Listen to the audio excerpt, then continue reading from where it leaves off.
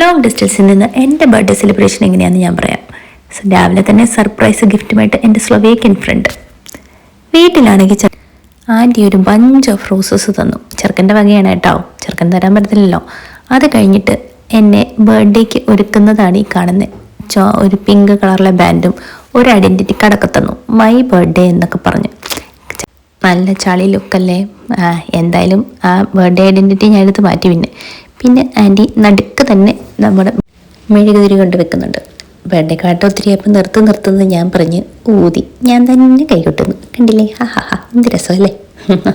അത് കഴിഞ്ഞ് എല്ലാവർക്കും കേക്ക് കൊടുക്കുന്ന സീനാണ് കേട്ടോ. എല്ലാവരും ചെയ്യുന്നത് തന്നെ. പിന്നെ ഒരു കെട്ടിപ്പിടുത്തം, ഒരു സന്തോഷം.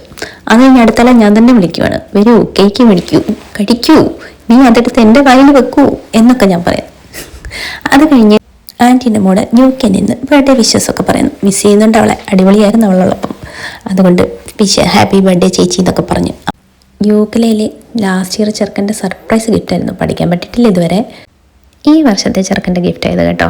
ജിമ്മിൽ പോകുന്നത് ഒടുക്കത്തെ സൗണ്ട് കാരണം ഇയർ പ്രൊട്ടക്ഷന് വേണ്ടി മേടിച്ച് തന്നതാ. ഇതിനകത്തിപ്പോൾ എന്തോ വലിയ കാര്യമൊന്നും നിങ്ങൾ ചിന്തിക്കില്ലേ. ആവശ്യമുള്ളപ്പം ആക്യുറേറ്റ് ആയിട്ടുള്ള ഗിഫ്റ്റ് തരുന്നത് ഒരു വലിയ സംഭവമല്ലേ. ബൈ.